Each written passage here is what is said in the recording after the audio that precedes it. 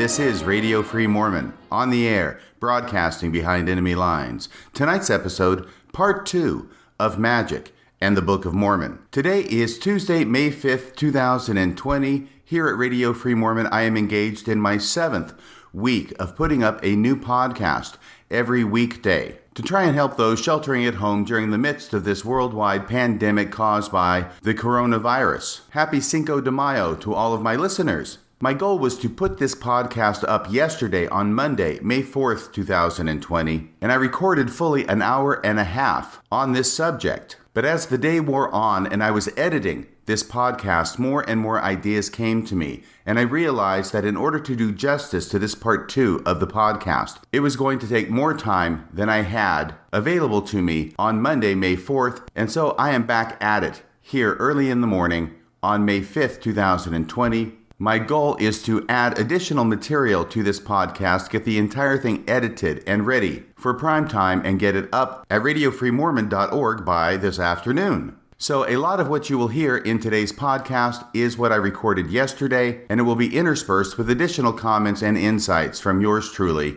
recorded today, May 5th. So let's get to it, shall we? The last episode I did was on Friday of last week. That episode was titled Magic and the Book of Mormon. And in that episode, I spent some time looking at the translation process of the Book of Mormon from the perspective of a magician. By the end of the episode, I had concluded that from a magician's point of view, the translation was never about the stone. It was always about the hat. That particular episode almost did not get up, at least not last Friday, for a couple of reasons. The first reason was that I was all too aware that what I had published the day before on Thursday was a huge bombshell. It had to do with physical evidence that the LDS Church was involved in the Joseph Bishop cover-up. And I also knew that the podcast I wanted to do the day after regarding magic and the Book of Mormon would likewise also be another bombshell. And speaking of this, in terms simply of sequencing of podcasts, I recognized that doing 2 episodes back to back that I felt were extremely important and bombshells of one kind or another might not be the best strategy. In other words, if Thursday's podcast is a bombshell, I want that material to be digested and considered and perhaps even talked about in various venues before coming in the very next day with another bombshell. But because I was very interested in the subject and wanted to talk about it, I went ahead with my plan of doing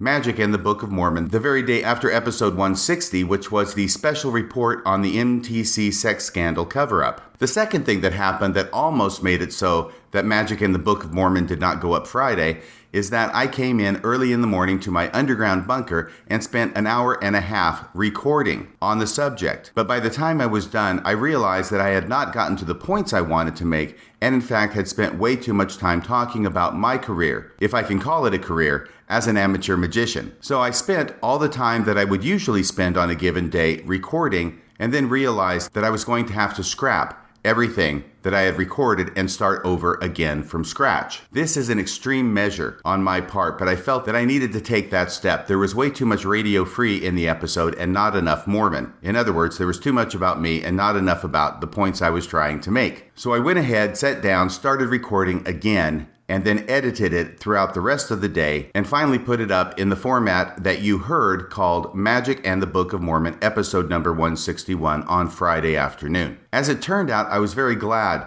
that I had gone to that extra effort and re-recorded the entire episode, because this episode got a lot of attention. There was a great deal of commentary about it, both on the radiofreemormon.org webpage, as well as in other discussion forums across the internet. This one episode spun off 3 separate posts on ex-Mormon Reddit, as well as a post on the Mormon Discussion's message board. Once again, Mormon Discussion message board, not affiliated with the Mormon Discussion podcast. But there were a number of comments that were made and a number of questions that were asked, and even a number of challenges that were leveled against my theory, and I wanted to take an episode today and talk about some of those in each of those 3 categories. First off, with the comments that were made. I was very gratified to find out that I was not the only one who considered this to be a bombshell of sorts. Every now and again, I will think something is important and my listeners will not think it's important. On the other hand, sometimes I will think something is not important and my listeners really find it meaningful. It's hard to predict how a particular podcast is going to be received. Now, I'm not going to read all the comments that this podcast generated. However, I am going to read a couple and refer to others. I received a number of posts from a listener named Chris Tolworthy, who asked me to please do an episode on Joseph Smith's other magic tricks. He then lists another of miraculous things that Joseph Smith did and asked me to comment on those. I'm not sure I'm going to have time to do that or necessarily anything meaningful to say about them, so I was grateful that Chris Tolworthy put a PS on his post saying, I hate it when people say please and expect me to do a ton of work basically for free. So don't take my entitled begging too seriously. Just keep doing what you're doing. Thank you, Chris Tolworthy. I do appreciate your comments. I think you have a lot of insightful things to say. And at this point, I've got to tell you, I don't have a lot of things to say about these other miraculous things that Joseph Smith is reported as having done. One of which, by the way, would be when Joseph Smith seriously impressed Martin Harris that Joseph had the ability of a seer by finding things that were lost. And specifically, there's a story about a lost pin, P-I-N, that Martin Harris was unable to find and that Joseph Smith was able to find by looking at the Seer Stone in his hat. He also mentions persuading 8 witnesses that they actually hefted and turned gold plates, along with the banking scandal in which Joseph Smith reportedly represented that he had a chest full of gold coins which he showed prospective investors, and the story that then circulated that really he did not have a chest full of gold coins, he had a chest full of something, but he simply overlaid whatever that something was with a few gold coins to give the impression that the chest was full of gold coins. But actually, now that I think about it, I may have a thing or two to say about both of those examples. First off, the example of the 8 witnesses to the gold plates.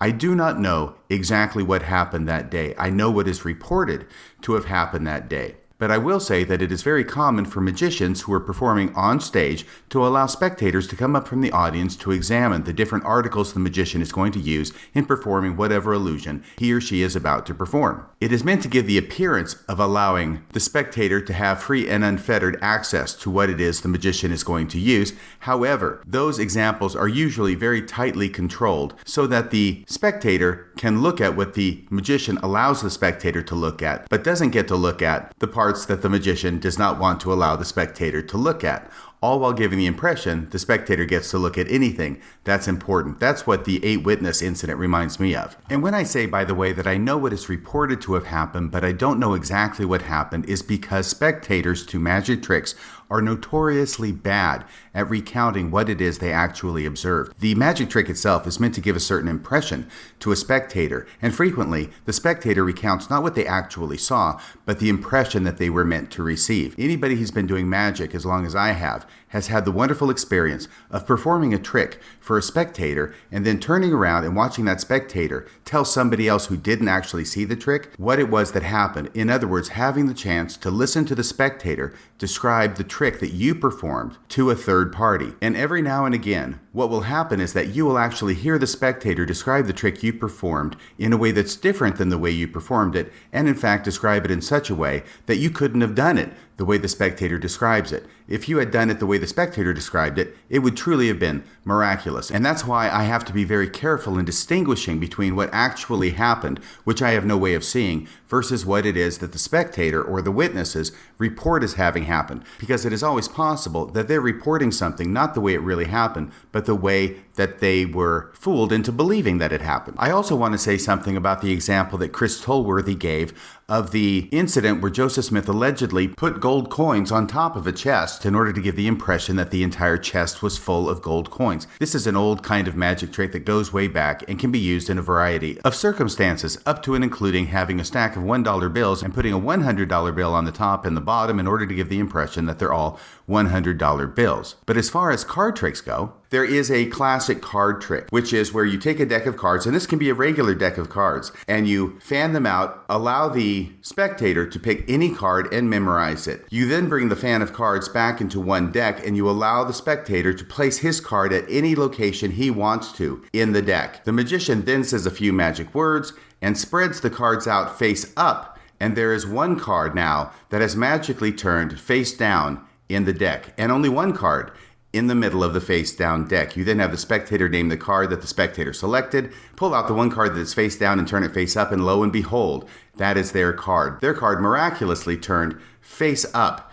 in the face-down deck. Now here's the reason that this trick came to my mind when I was thinking about the example of the gold coins. I'm not going to exactly tell you how to do the reverse card in the face-down deck, but I am going to simply observe that if you take a deck of cards and you keep them all together in one block, and you turn them face up in your hand, and then you take the bottom card and turn that one card face down on what is now the top of this deck, it will look, for all intents and purposes, like you are holding a completely face-down deck in your hand in front of the spectator, when in fact you're holding a face-up deck that looks like a face-down deck because you have taken the card that's on the face of the deck and turned it face down. Of course, you can't fan out the cards in order to have the one card that the spectator selected returned, so you have to keep them all together in a block and have it returned that way. Of course, you don't actually say that the reason you're not fanning them out is because if you fan them out, the spectator would see that all the other cards are face up in the deck. Instead, you say that the reason you're keeping them all in a block when the spectator returns the card is so that you can't possibly know where it is and what location it is that the spectator is returning that card. This is another fun principle. You actually take the thing that makes it so that you can do the trick. It's the gimmick. It is the soft spot in the trick. And by soft spot, I mean this is where a spectator could see that this is how you're doing it. But you take that thing that's the weak spot in the trick and you describe it as a strength of the trick. This is actually how you're performing the trick, but you describe it in terms of you're doing it this way in order to make the trick harder. So yes, a false top or a false bottom, depending upon the direction you look at it, is a common theme in magic tricks since time immemorial. And this may be a good example of what I described earlier. If a spectator that you do the reverse card in the deck trick then subsequently describes it to somebody else, they are probably not going to include the fact that when they return the card, you insisted on holding it in a tight block of cards. You didn't fan it out for them to return the cards. No, you insisted on having it in a tight block so that it made it harder for you to do the trick. When they're describing this to somebody else, that detail is not important to them because you made it so that it's not important. The detail that makes the trick work is generally not emphasized in a magic trick, so therefore it's not considered important enough to recount to somebody else later, with the result that when it's recounted later, frequently the part of the trick that made the trick work does not wind up getting described in a subsequent recounting. And so this is something that I, as a magician, have to take into account when I'm looking at what the 8 witnesses or anybody else is describing as a magical or supernatural effect. That if I were there watching it actually occur as a magician, I might be focusing on things that they do not see as important and that therefore they leave out of their recounting of the story. Let me give you one more example of this. I was watching a video on YouTube the other day where an individual was performing a card trick, and all you can see is the top-down view of the cards as he's doing the card trick. And what a normal spectator might see is that he's taking a card, somebody else picks a card, looks at it, memorizes it, puts it back in the deck. He then is shuffling up the deck. He riffle shuffles the deck, he overhand shuffles the deck a couple of times, and then he's ready to proceed. Now, what I, as a magician, see is, first off, he's having a card freely selected, returned to the deck. He then executes a sleight of hand maneuver called the pass, which brings the card to the top of the deck. He then shuffles the cards, maintaining the card on the top of the deck. He then overhand shuffles the deck a number of times in order to take that card that was on the top of the deck and move it to the bottom of the deck. So he's ready to go. Once he has shuffled the cards, and the spectator's card, from the spectator's point of view, is lost in the shuffled deck, I actually already know it's on the bottom, ready to go on with the next part of his trick. And I can only see this, number one, because I know the moves, right? This is stuff that I know. It's not evident that it's happening because the guy who's doing it is pretty skilled. I only know it's happening because I know it's happening. The second thing is, I can only see it because I'm watching it. If I am relying on a spectator to recount it to me later and describe it, I can't see what's happening. I'm forced to rely on what the spectator tells me happened, which is probably going to be incomplete and not allow me to see the different sleights that are occurring while I'm watching the trick being performed. So the spectator is seeing the magician shuffle up the cards in a number of different ways in order to hopelessly lose his selected card in the deck. Meanwhile, what I'm seeing is a series of sleights being performed in order to take that card from the middle of the deck where the spectator returned it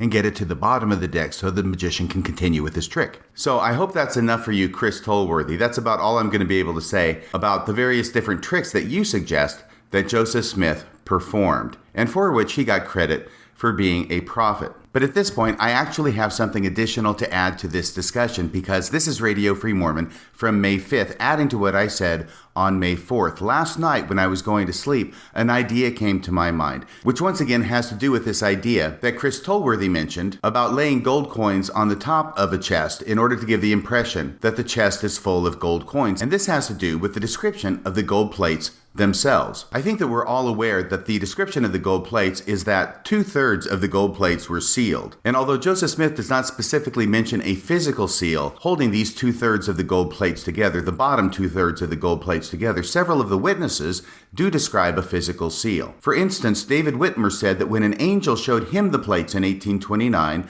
a large portion of the leaves were so securely bound together that it was impossible to separate them, and that the sealed part of the plates were held together as a solid mass, in his words, stationary and immovable, as solid to my view as wood, and that there were perceptible marks where the plates appeared to be sealed with leaves so securely bound that it was impossible to separate them. And that is a collection of different statements that David Whitmer left regarding his description of the gold plates that Joseph Smith purportedly used to translate the Book of Mormon. David Whitmer is not alone in that description. Lucy Mack Smith in 1842 said that some of the plates were sealed together while others were loose.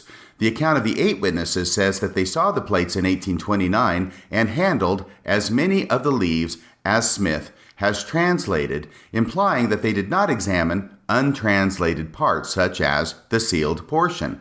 In one interview, David Whitmer said that about half the book was unsealed. In 1881, he said about 1/3 was unsealed. Now, it was in 1881 that David Whitmer described about 1/3 of the book being unsealed. And that statement by David Whitmer is consistent with an 1856 statement by Orson Pratt, who was an associate of Joseph Smith, but who never actually saw the plates himself, but had spoken with the witnesses, that about 2/3 of the plates were sealed up. Okay, now I'm getting a lot of that information from the Wikipedia article on the golden plates. And the reason I'm going into this kind of detail about the physical seal that many of the witnesses saw on the plates, which apparently were 2/3 of the plates, at least that's the majority view of those witnesses who left statements regarding this physically sealed portion of the Book of Mormon.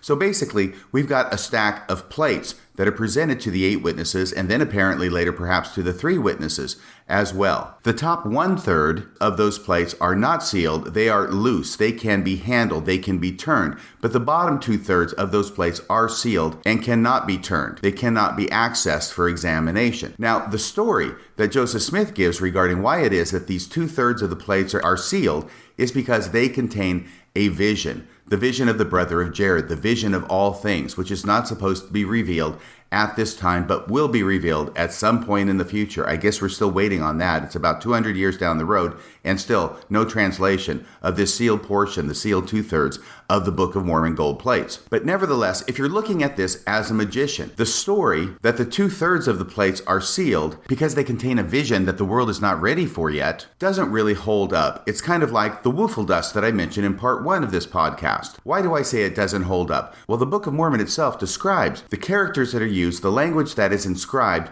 on the gold plates as being written in Reformed Egyptian, and nobody in the world knows this language. Nobody can read it without special divine assistance from God. It is not something that anybody in the entire world could pick up, look at, and be able to actually translate it. So really, the language in all the plates of the Book of Mormon, both sealed and unsealed, is described as being something that nobody can read. Why is that important?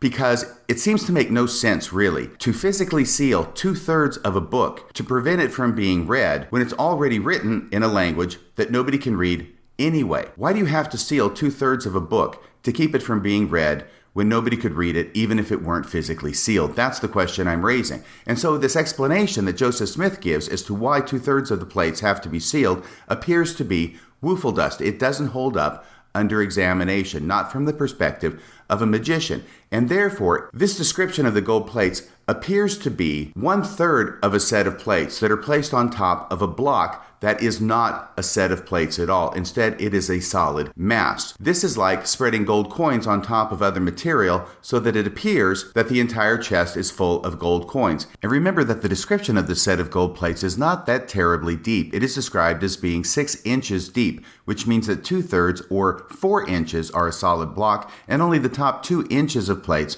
are loose and available for examination. So what it looks like from the point of view of a magician is that this is a prop, and the prop is supposed to look like it's entirely made up of plates, but really it's only the top section that is made up of plates. The rest is a solid mass. And the reason it's a solid mass is to keep anybody else from actually looking at those plates, because if they did, they would find out that they're not plates at all. Or at least if they are plates, they're not inscribed with characters. This is a method of trying to make the Book of Mormon plates look like it's entirely plates when really it's just the top that are plates set over a solid mass on the bottom. It's the reverse card in the deck trick all over again. So that was another thought that came to my mind last night while I was thinking about this issue and how taking this view of a magician and applying it to other aspects related to the Book of Mormon, and in this instance, the Book of Mormon plates themselves, reveals new and, to my mind, interesting insights. Now I want to go on to some other comments that were made by individuals who were especially struck by the first podcast that I did on this subject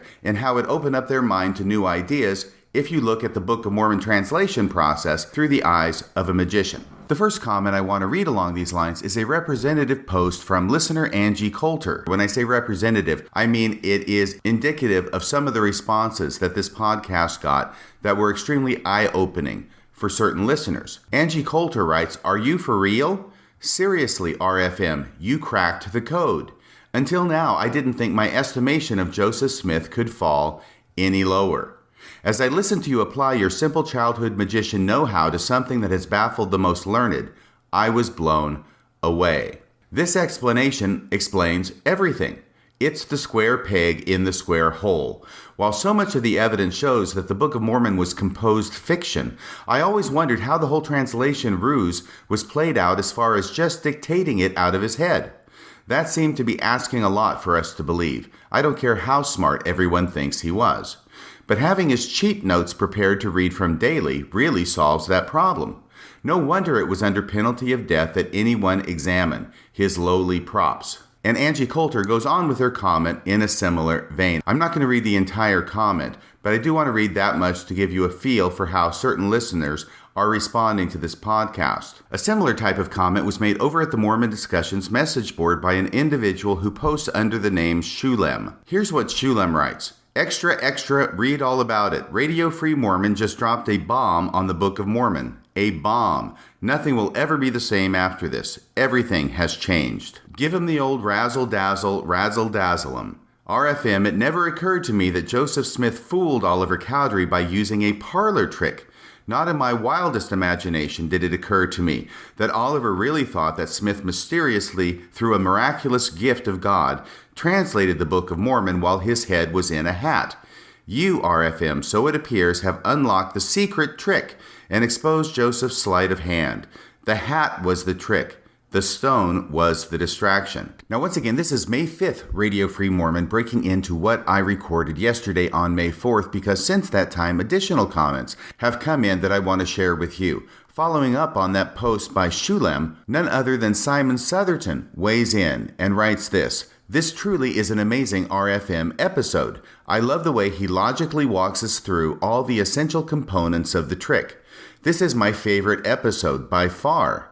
We know Joseph was fascinated by folk magic. Very occasionally, Shulem can stray into hyperbole, but not this time. I believe this is a major advance in our understanding of how Joseph Smith pulled off one of the greatest magic tricks of the 19th century. Well, thank you for that, Simon Southerton. Finally, I want to share this other post that came in last night. This from an individual named Wayne who lives in Utah. I do know his last name. I actually know this individual, just not sure if he wants me to use his last name in this podcast. However, what he writes is this. Just got done listening to RFM's Magic and the Book of Mormon, episode 161. All I can say is RFM is a genius. Thank you. And is a brilliant podcaster. I don't think the LDS Church has any idea what they are up against yet, with this former Mormon apologist. RFM, almost on a daily basis, is dismantling the Mormon Church by completely deconstructing important parts of their 200-year-old narrative. Well, thank you for that, Wayne. Thank you for that, Simon. Thank you for that, Shulam. And thank you for that, Angie. Once again, these are representative samples of very positive comments that have been coming in regarding episode 161, Magic and the Book of Mormon. And it is this overwhelmingly positive response that has prompted me to take the time and effort necessary to do a part 2 to that podcast. But I wanted to read those comments to you in order to give you an idea of how meaningful this podcast was to some of my listeners. And of course, when I see how meaningful it is to them, it becomes even more meaningful to me. But there were also a number of questions and a number of challenges that were made to this theory from various individuals, and I want to respond to those here. Not necessarily by reading their posts, there's so many posts out there, but by referencing their posts. The first challenge to my theory is that some people said that it had already been postulated that Joseph Smith had notes in his hat from which he read during the translation process. I want to be clear. I am aware of that. I don't want to be understood as representing that I'm the first guy in the world who ever came up with this idea, because I'm not. All I was doing was trying to look at the translation process through the eyes of a magician, not necessarily to come up with a brand spanking new theory that had never been heard before. Number 2, the question has been asked that it would be very difficult for Joseph Smith to have the entire text of the Book of Mormon hidden in his hat, from which he read while pretending to translate from his stone. This question and this challenge has been made on a couple of different fronts. First off, the challenge was made in one of the threads over at Ex-Mormon Reddit that if Joseph Smith really had the entire text written out beforehand, then he would have had the entire text of the 116 pages available to him, so that when the dictated text was stolen, Joseph Smith could have reproduced the entirety of the 116 pages word for word as it had been dictated. What I want to be clear about here is that I am not saying, number 1, that Joseph Smith had the entirety of the 116 pages or the entirety of the Book of Mormon written out prior to dictating. It is possible that he did, but I'm not saying that it's necessary to this theory. He could have simply had some notes or an outline of certain things that he wanted to cover and then embellished upon that during the course of dictation. One listener posits that Joseph Smith was a gifted storyteller and therefore he did not need to have notes at all. He could have just done it out of his head. And certainly that's a possibility. I cannot say at this point in time, looking back 200 years, how it was exactly that Joseph Smith accomplished this dictation of the Book of Mormon. Yes, he could have done it without notes. Yes, he could have done it with partial notes. Yes, he could have done it with complete notes. So I want to be clear that I'm not advocating one specific theory as the be-all and end-all revelation of how it is that Joseph Smith actually translated and dictated the Book of Mormon. All I'm saying is that looking at the translation process through the eyes of a magician, it seems pretty clear to me that the translation process was never about the stone, which Joseph Smith claimed it was. It was always about the hat.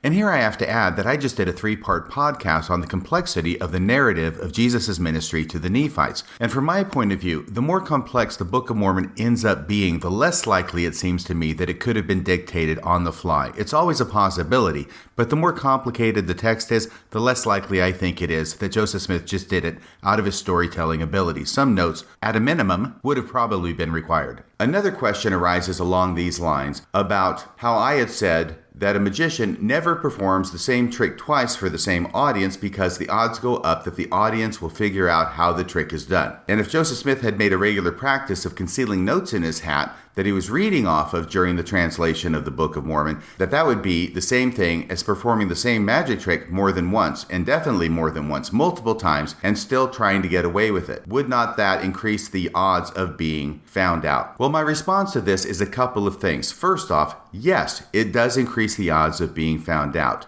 But I have to put a caveat to that too, because whenever a magician is performing a magic trick, everybody understands that it's a trick. Everybody understands that the magician is not really doing something magic. There's a gimmick, there's a trick to it, and it is that trick that the magician is doing that can be found out more readily if the magician repeats the trick or does the trick more than once. In this situation, however, it's a little bit different.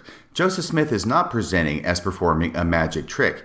He is presenting as engaged in a divinely directed process of dictation of an ancient text. He also does not appear to be performing this magic trick, if I can call it that for purposes of this podcast, this magic trick for a very critical audience. In other words, he's performing it for an audience that wants to believe that what he's doing is miraculous. So in other words, he's performing it for a very small audience, and that audience does not think it's a magic trick and is therefore not inclined to look for the way that Joseph Smith did the trick. In much the same way, many Mormons who have been raised Mormon or joined the church like I did when I was 18 and have heard this story about the translation process over and over and over again and listened to and heard the different witness statements regarding the process are not looking for a magic trick. We're not thinking that Joseph Smith performed some kind of sleight of hand or legerdemain. Instead, we're thinking that Joseph Smith actually was engaged in a miraculous dictation of the Book of Mormon. And because of that, there are many people who have spent decades in the church, including myself and some of the people who have commented, people who know a lot about LDS history, who are suddenly astonished by the idea that this could have been a magic trick, and that when you look at the dictation process from the point of view of a magician, all of a sudden things start making sense in a way that they had never made sense before. So I think this goes towards an understanding that when you're looking at something as miraculous, you're going to tend to see it as miraculous. But if you're looking at something as a magic trick, then you're going to be looking at it in a very different way. And it's when you're looking at it critically as a magic trick that you are more likely to figure out how it's done after repeated performances of the same trick. In much the same way that I and many others of my listeners have heard about all these accounts about how the translation was done over and over and over and over again, but it's only when you look at it as a magician that suddenly it looks like a magic trick, and indeed a very simple magic trick. So that's one response that I have to the challenge that wouldn't Joseph Smith repeating the same magic trick over and over make it more likely that he would be found out? The second response I have is this, that not only was there a limited audience, Joseph Smith had given injunctions to the witnesses to the translation process that they could not really look at him closely, they could not look at the stone while it was in the hat, otherwise, they would arouse the wrath of an angry God and be struck dead on the spot. So really, Joseph Smith is engaged, if it's a magic trick, and once again, this is just a theory of mine, if Joseph Smith is engaged in a magic trick and he has laid the ground rules that the people who are in the same room with him can't really look closely at him or what he's doing. I mean, he's doing it inside a hat in the first place, right? But if he can make it so that they don't dare look at him or scrutinize him too closely, then he is much better able to get away with performing the same trick twice. All I can say to you is that in all the magic tricks I've done for the past 50 years, as a general rule, I'm doing it in front of the spectator, and the spectator is definitely looking at what I'm doing because that's the whole point, right? To be able to fool a spectator while they're watching you perform the magic trick. But if I could get a spectator to agree to not look at me while I'm performing a magic trick, I can guarantee you I could get away with a lot more stuff than I can while they're looking right at me, scrutinizing my every move. Another comment is that the witnesses would not necessarily be looking for an alternate method to the translation process other than the method that Joseph Smith already gave them, and that is the method that the church has repeated ever since, that the method was to use the stone, the stone, the stone. So the witnesses understand that Joseph Smith is dictating using his Seer Stone. They're not thinking about the hat. They already have an answer, but the answer is not the hat, the answer is the stone. So once having the answer, they're not going to be inclined to look for a separate answer to explain what it is they already think they have the answer for. Why search for something if you haven't lost it? Looked at this as a magician, it's another example of giving the soft spot in the trick, i.e. the gimmick part of the trick, an alternate explanation so that you don't look at the gimmicked part.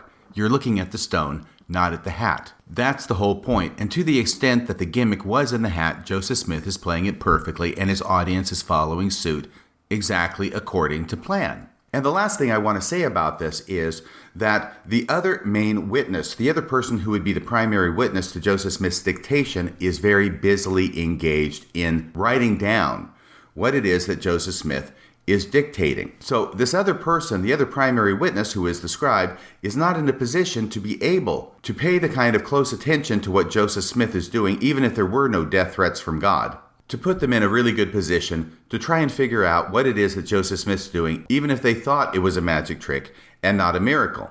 Let me tell you a little magic trick that you can do that relies on the same premise. There are some times when you're doing a magic trick when you're going to do something that is really obviously tricky. You don't want your audience to see things that you do that are tricky. Those are the things you try and conceal from them. Everything you want to show an audience is something that is completely normal and completely natural. But it is possible while playing cards with somebody to be able to do a magic trick that makes it look like you are able to control cards and deal out amazing poker hands, even though you don't actually have that ability. The effect would be this. You've been playing cards with somebody for a while, and you say, here, let me try and see if I can do something here special with the cards. Let's just deal out a hand of poker, shall we? And you shuffle the cards, you shuffle the cards, you shuffle the cards until they're thoroughly mixed. Then you deal out 2 poker hands, one to the other person and one to yourself. You both pick up your hands, and lo and behold, the other person has 5 random cards, and you have 4 aces, or whatever the case may be. 4 aces is always pretty effective. Now, for all intents and purposes, it looks like you are amazing. You have incredible card skills, that you're able to control the cards such that you can deal out a poker hand of 4 aces to yourself by skill alone. But really, it's not that difficult. And I'm going to tell you the secret now, and you could do this yourself with little to no practice. Here's how it goes. First off, this is in the middle of playing cards with somebody else. And so there are cards that, whatever game you're playing, it might be gin, but there's going to be a number of cards that are face up on the table. And as you are collecting them in order to deal them, you collect 5 cards, which would make a really good poker hand. 4 aces is really good, by the way. And what you do is you take those 5 cards, there would be 4 aces and a random card. You take those 4 cards, you collect them in such a way that those 5 cards are together, and you collect them in such a way that they are on the bottom of the deck. But before you put them on the bottom of the deck, you give the cards a little crimp lengthwise so that you can see that they are readily separated from the bottom of the deck. In other words, you can see on the bottom of the deck, if you look at it from the side, where those 5 cards are, because there will be a break there because of the crimp you put in it. It's not a big crimp. It's not going to mangle the cards forever. It's just a little bend to the cards to suit the purpose. You then shuffle the cards several times in order to give the impression that they are thoroughly mixed up, and in fact they are, except for the 5 cards at the bottom, because you shuffle it in such a way that those 5 cards remain on the bottom of the deck. This is called a false shuffle. Now comes the fun part, and this is the part that has to do with keeping the spectator busy while you're doing something right in front of them that otherwise would look very suspicious. You deal out the 2 poker hands, and when you're dealing it out to the other person, you deal the cards out in a random fashion so that they are kind of messy and kind of far away from each other. In other words, when the 2 people, you and the spectator, pick up the cards, they're going to have to do a little bit of work in order to get their cards together, square them, and organize them, and then they're going to pick them up and look at them.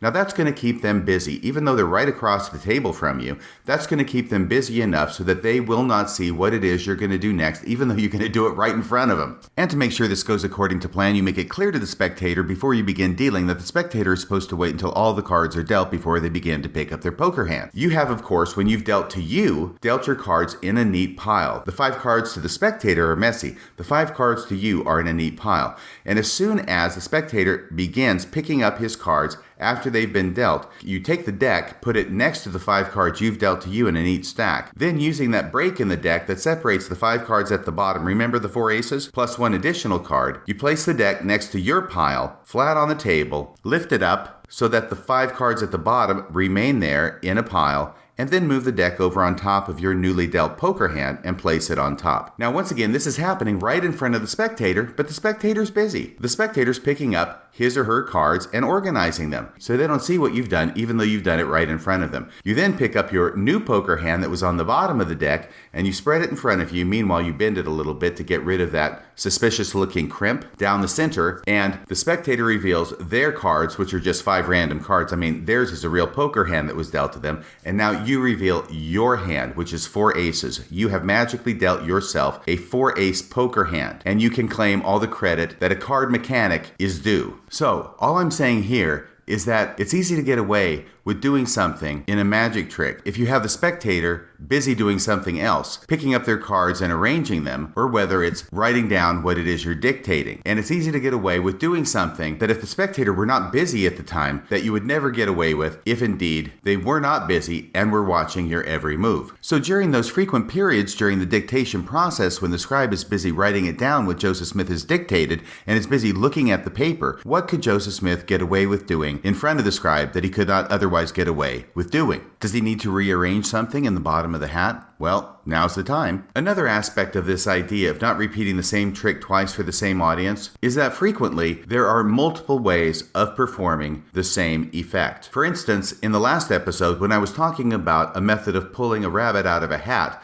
I said the classic method of pulling a rabbit out of a hat. When there are classic tricks that come to be famous just because of their very nature and their popularity, magicians frequently put their heads to the problem of coming up with different and ever more amazing ways of performing the same trick. And even though the average spectator may not be aware of it, typically what magicians try and do is come up with a new way of performing a trick that makes it so it could not have been performed in the old way it was performed. Sawing a lady in half would be another example. Perhaps levitating a person in air would be another example of tricks and illusions that were performed originally one way, but that subsequent generations of magicians have come up with new and ever more amazing ways of accomplishing the same effect. And in card magic, another example would be the 4 aces trick. Now, the 4 aces trick is a very, very popular trick. It's where you take 4 aces, put them on the table face down at what would be the corners of a large square. You then take 3 indifferent cards. It doesn't make any difference what these other 3 cards are.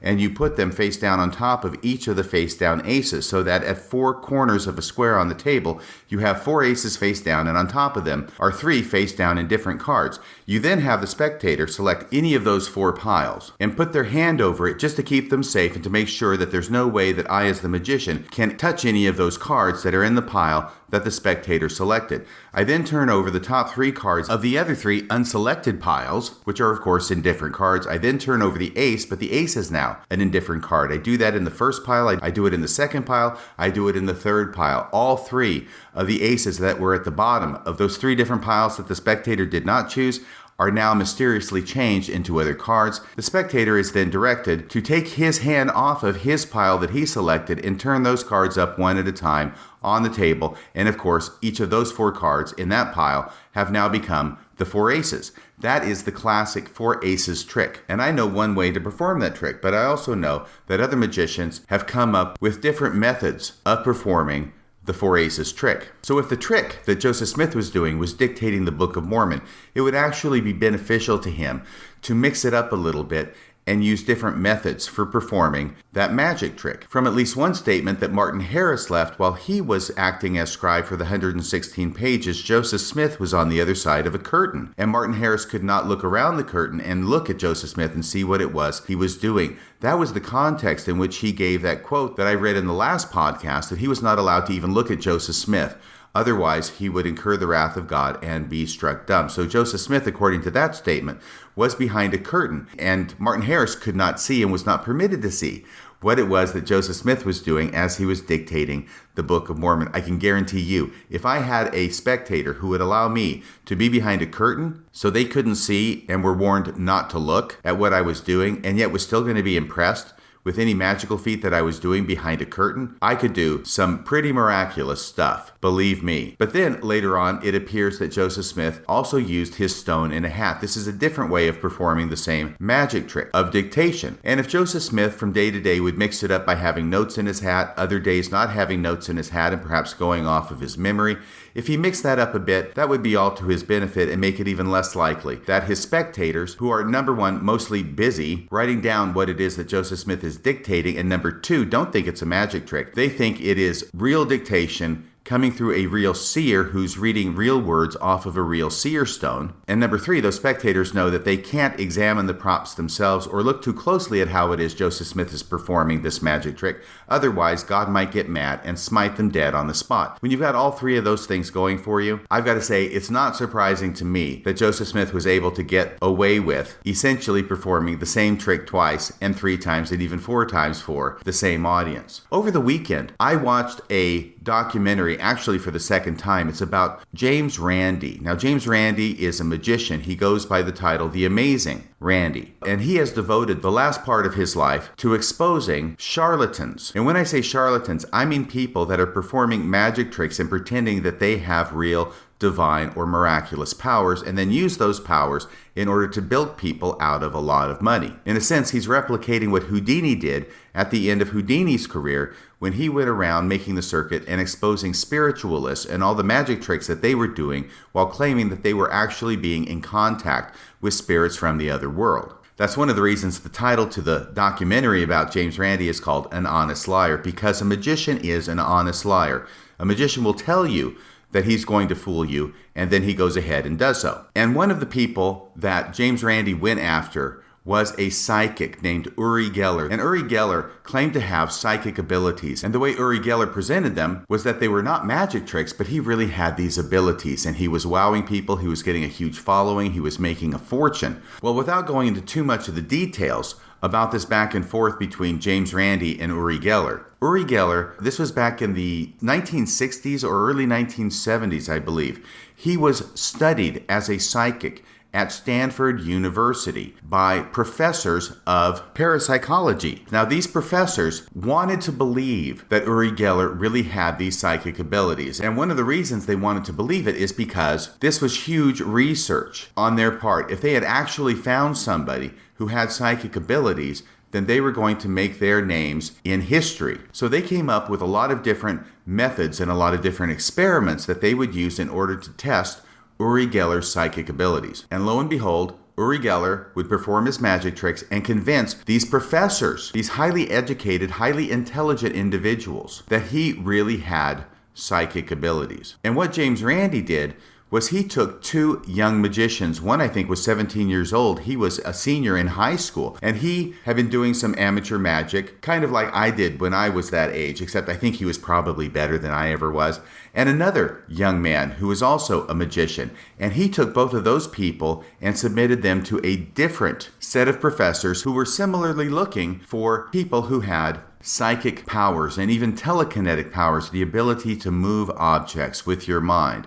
And they set up all sorts of different experiments, and these two magicians went in and they're performing magic tricks and fooling the professors. The professors are amazed at the psychic abilities that these two magicians have. So on the one hand, with Uri Geller at Stanford, it's impossible to prove conclusively that he's doing magic tricks, even though James Randi can look at what he's doing, because it was video recorded as part of the research, and identify the gimmicks he's using in order to accomplish his tricks. But the professors, even though they're highly educated, they want to believe that Uri Geller is doing actual psychic feats. And even though they set up experiments to try and make sure that he can't do it in some way other than true psychic ability, Uri Geller is able to overcome the obstacles of the setup, perform the tricks anyway, and convince the professors that, yep, he's got it. This is miraculous. He really has the gift. So what James Randi, the amazing Randi, did in order to counter that example was use his own two magicians as plants in a separate type of experiment. Once again, with very, very smart college-level professors, but these professors also wanted to believe that these magicians had psychic abilities. And after the research was completed,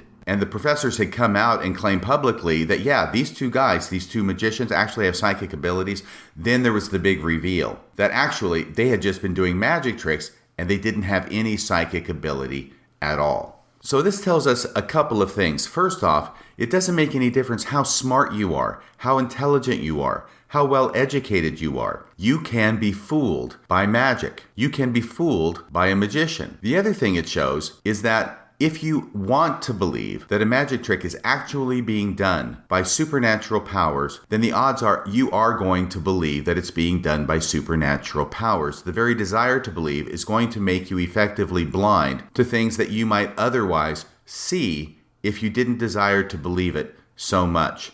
And I'll let you figure out for yourself how that fits in to a religious situation and to Joseph Smith's dictation of the Book of Mormon, both regarding how the witnesses to that process observed it because they wanted to believe that what Joseph Smith was doing was real and divine, and also all the millions of people who have joined the church who have heard those stories and believed and wanted to believe that what Joseph Smith was doing was divine and not a magic trick. Okay, now I have to bring up something else, and that is the disappointment that some people who have commented about that podcast have expressed about learning how it is that Joseph Smith probably performed the trick. Once again, I'm not saying this is the way he did it. All I'm saying is this is what occurs to a magician when he's looking at the translation process from a magician's point of view. It's not about the stone, it's about the hat, and something's going on with that hat that has the gimmick, that has the trick in it. Here's something that John comments on May 3rd, 2020. Why is it so easy to be tricked, and also so easy to see the trick once explained? Of course this makes sense. And elsewhere, other listeners have expressed a sense of disappointment, of being upset, hurt, even angry at discovering that Joseph Smith was simply using a magic trick when he claimed to be dictating the Book of Mormon. In other words, it's all so easy. How could I have been so stupid? And this comes back once again to the psychology of magic, and specifically why it is that you never reveal the way you do a trick to your audience. The first reason is the main reason, is that you got to keep it a secret. I mean, we're a brotherhood and sisterhood of magicians, and we keep our secrets among ourselves. We don't reveal the secrets to how we do tricks to other people. I remember James Randi being on the Tomorrow Show with Tom Snyder back in the 1970s.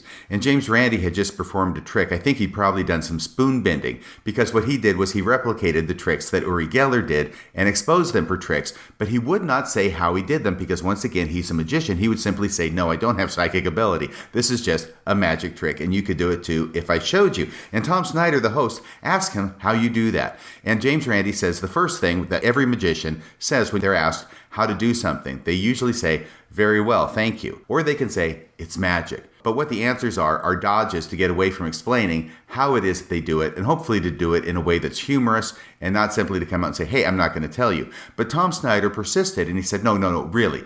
Can you tell me how you did that? And James Randi tells him, look, I can't tell you. I'm not going to tell you because I'm a magician, and that's part of the magician's code. We don't reveal how we do our secrets.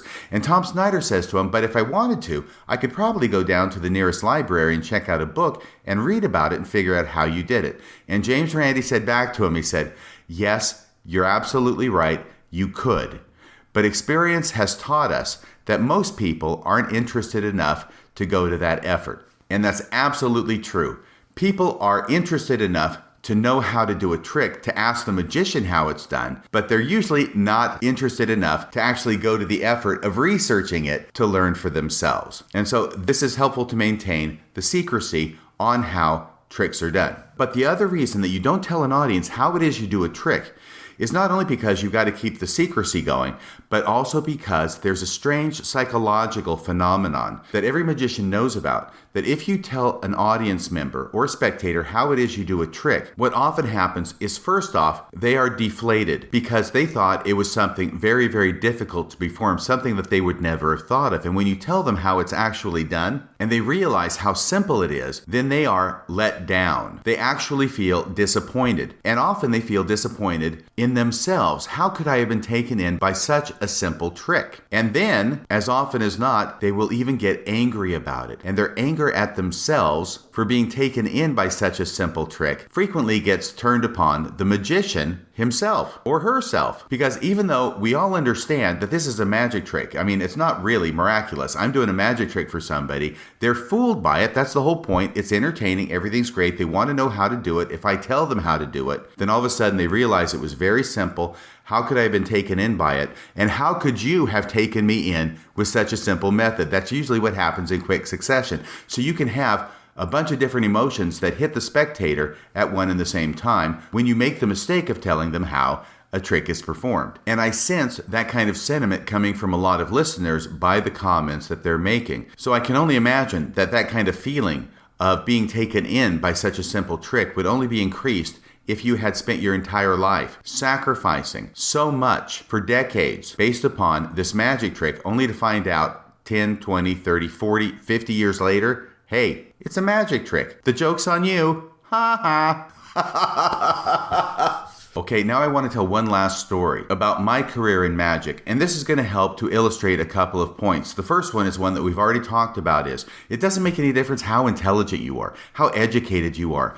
You can be fooled by magic. A lot of times, we tend to think that, oh, well, only uneducated rubes are going to be fooled by magic, and that the more intelligence a person has, and the more learning they have, and the more education they have, the less likely they are to be fooled by magic. The truth is actually the complete opposite. As any magician knows who has done kids' birthday parties, kids are the hardest ones to fool. The less education they have, the harder it is to fool them. The less cultured they are, the harder it is to fool them. And by cultured, what I mean is that kids are not as cultured as adults. They have not been acclimatized to the cultural expectations of the society around them. And that's what I mean when I say they're not as cultured as adults. Adults have been trained to do certain things in certain ways. Let me give you an example, basic example of misdirection. If I take my index finger and I point at something across the room and I look right where it is that I'm pointing, the odds are that a person who is an adult and who has been cultured in society knows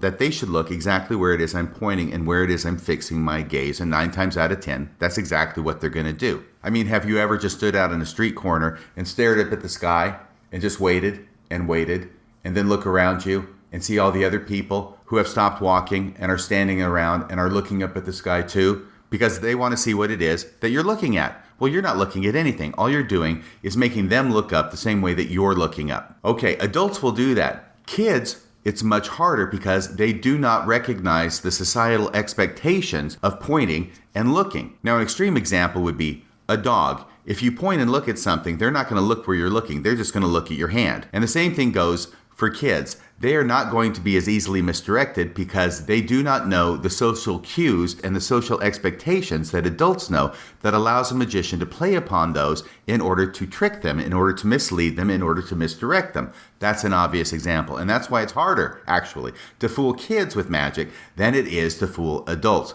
The more education you have, the older you are, the easier it is to fool you. So let me tell you this incredible trick that I did back when I was a prosecuting attorney in the prosecutor's office. Geez, this would have been about 30 years ago now.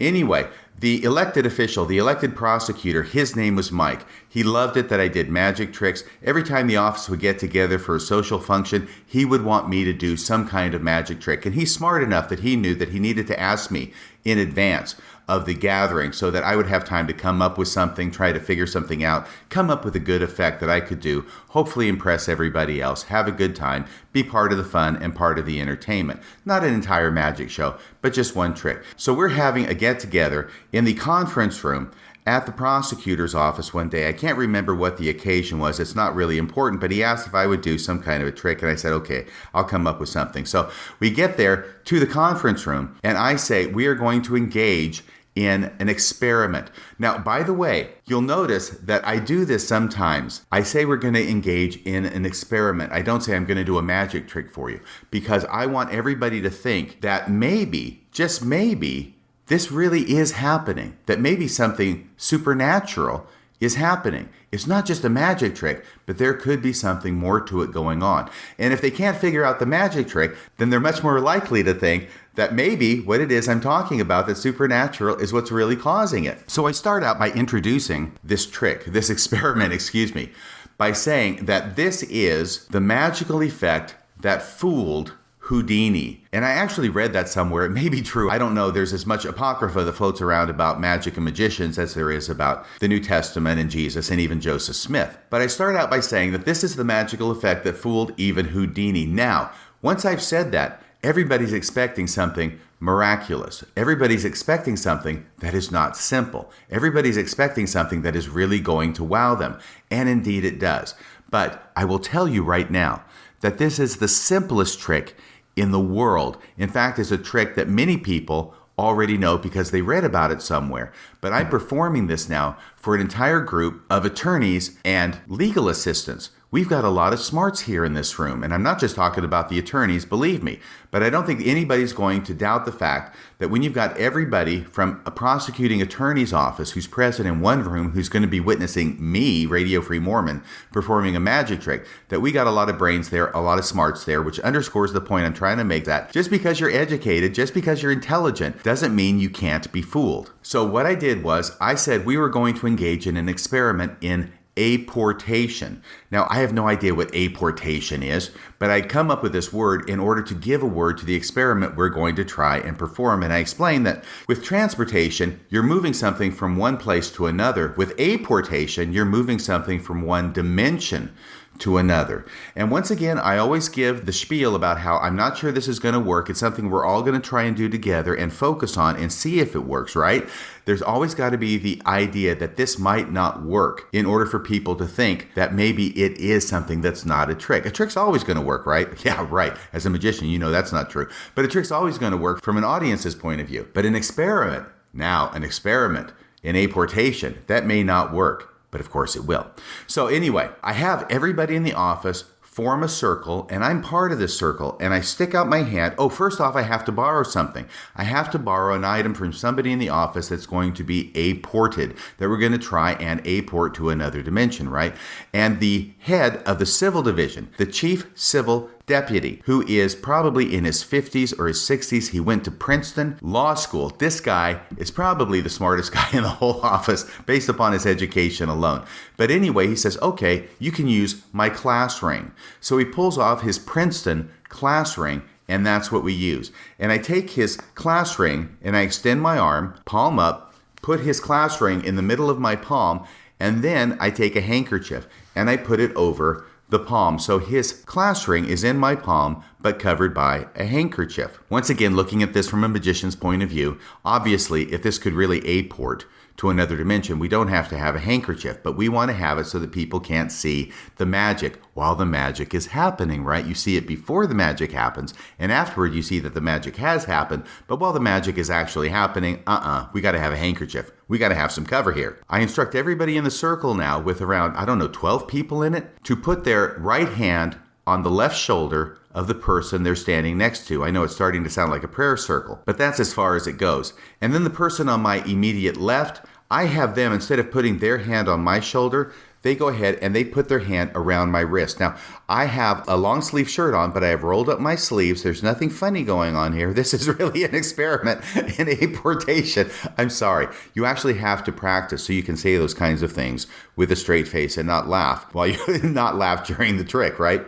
So the person on my left puts their right hand around my wrist to make sure that that ring is going to stay put in my palm. It's not going anywhere, even though it's under a handkerchief. The person on my right also puts their left hand around my wrist, so that I've got two hands from two different people around my wrist, ensuring the fact that that ring is not going to go up my non-sleeve, because my sleeve's rolled up as well, right? It's not going to go up my arm. It's going to stay put on my palm. And then what I do is I reach out with my left hand, I take off the handkerchief, and I show that the ring is still there. Now that everybody's arranged in order in this circle, the ring is still there. I place the handkerchief back over the ring, and then I make double and triple sure that everybody knows that that ring is in my hand. And I start with the person on my left, and I allow them to reach up under the handkerchief and confirm for themselves by feel that the ring is still there in my hand. And we go with that person to my left, then the person to that person's left, the person's to that person. Every single person in order around the circle gets to reach up under the handkerchief and feel and confirm for themselves and for everybody else. I have them say it to everybody else. Yes, the ring is still there. I then direct everybody to focus all of their mental effort on trying to apport this ring into another dimension. We focus. I say that I'm feeling something warm in my hand. There's a warmth in my hand that I'm feeling, and the ring seems to be getting warmer. It's a strange warmth, very strange. And then after a good minute or so of focusing by everybody in the room, I then have another person take the handkerchief off my hand, and lo and behold, the ring has vanished. It has successfully apported into another dimension. Everybody was wowed by that trick. It didn't make any difference how much education they had, how intelligent they were. Everybody was wowed by that trick, because there was no way, and I put that in quotes, there was no way that that was a magic trick. There's no way that I could have done that. Everything was on the up and up. Everybody got to confirm that the ring was there. There was no way that I could make it disappear. My hand was right in the middle of the circle. People are holding my arms. That ring apported absolutely into another dimension. Of course, the problem came up a little bit later when the chief civil deputy asked for his ring back. It's his, oh my gosh, it's his class ring from Princeton, for crying out loud. And I had to tell him, I'm sorry, it's aported into another dimension. He wasn't really happy about this, but what can I do? I'm sorry. The experiment was a success, which means that, you can't get your ring back unless you go into the other dimension to find it. But you'll be happy to know that by the end of the business day, the chief civil deputy's ring had miraculously materialized on his desk when he was out of the office, and he was able to find it upon his return. It's all fun and games until your Princeton class ring gets aported into another dimension. So the last thing I'm going to say about this is that this is the simplest trick in the world, and I never told anybody how I did this trick. I am going to tell you, however. Number one, so you can understand how simple it is. Number two, how you can understand how otherwise very intelligent people can be fooled by a very simple trick. And number three, so that hopefully you won't feel so bad about yourself by being fooled by Joseph Smith's magic trick. And there's one other thing I want to teach by revealing to you how it is that I did this magic trick. And the fact is that as a magician, working on my own, I can do a lot of miraculous stuff. But if I have somebody else who's working with me, the sky's the limit. Because the explanation to the trick is that, yes, I had somebody working with me. In magic parlance, that person is called a confederate. It is a person that the audience does not know is working with you, but the secret is between you and the confederate alone. Now, this confederate has to be somebody that you trust, somebody that you know is going to play their part correctly, not going to goof up the trick, hopefully, and certainly not going to tell anybody else about how the trick was performed afterward. And my confederate in this trick was the elected prosecutor. It's Mike. It's the guy who loves magic and wants me to do magic at every gathering. So I talk with Mike beforehand and I get him in on the trick. And as you might have guessed by now, this circle is arranged in such a way that Mike is to my immediate right. He is the last person to reach his hand up under the handkerchief and confirm that the ring is still in my hand. Everybody else has already done so. Everybody else has already confirmed to themselves and to everybody else that the ring is still there in the palm of my hand under the handkerchief. Mike is the last one to do so. He confirms so to himself as well as to everybody else. But unbeknownst to everybody else, he takes the ring with him when he pulls his hand out.